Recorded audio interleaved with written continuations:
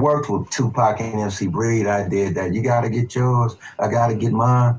I produced that. So I made some little bit of change there. But Tupac had called me again. I was like, this ain't Tupac calling me. Because I didn't, I was a fan, and he was big. Like, he was already in the game. So I was like, this ain't Tupac. So I hung the phone up. And he called back and was like, Warren, this Pac, man. You did I know you produced the song on the Portage soundtrack. This Pac that would breed. And da-da-da-da-da. So I was like, oh, shoot. And he was like, man, I'm up at Echo Sound right now. Can you come up? I said, yeah. So I jumped in my car, grabbed my 4.5, grabbed my drum machine, grabbed my records, put them in the trunk, got up there.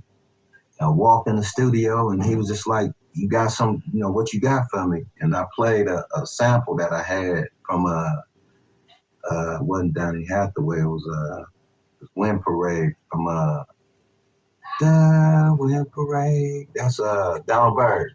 Mm-hmm. And I flipped it.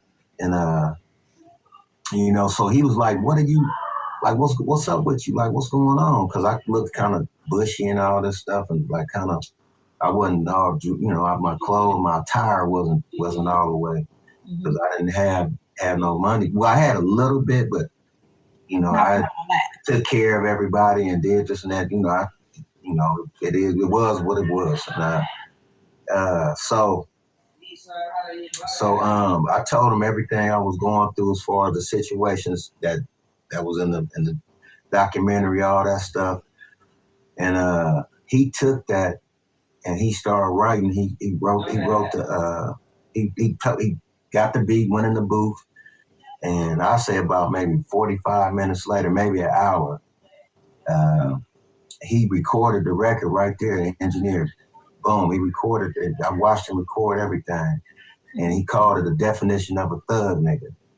I said, damn, my definition of a thug nigga.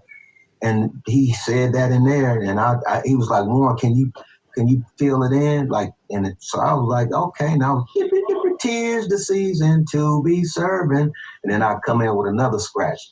What you doing? Mobbing like a motherfucker with the third scratch. So I built up under what he said. My definition of a thug nigga. Tis the season to be serving. What you doing? Mobbing like a motherfucker. Tis the season to be serving. What you doing? Mobbing like a motherfucker. And then he come back in with the next verse. It was dope. I wish my friend works like that. This what was so crazy. The Thug Life, other guys that was in Thug Life came up there to tell him that they homie in Detroit got killed, named Kato. So he turned to me, said, do you got something for me, man? I want to do a song for my homeboy right now. So that's when I did the How Long Will They Mourn Me? And right then, he was like, man, he's like, this is dope. I said, let me call Nate, though. So I called Nate. I said, Nate, come up here. Pac said you come sing on this hook.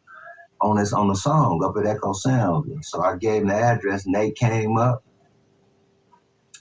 and laid the hook. And then from there, that was the first time I think I hit a blunt too. Really? Yeah. Wow. He had some women coming, that motherfucker. I was like, God damn. It was about 5 or 6 of them. He rolled the blunt, and it was just me and him and all these beautiful ladies just right there, just like,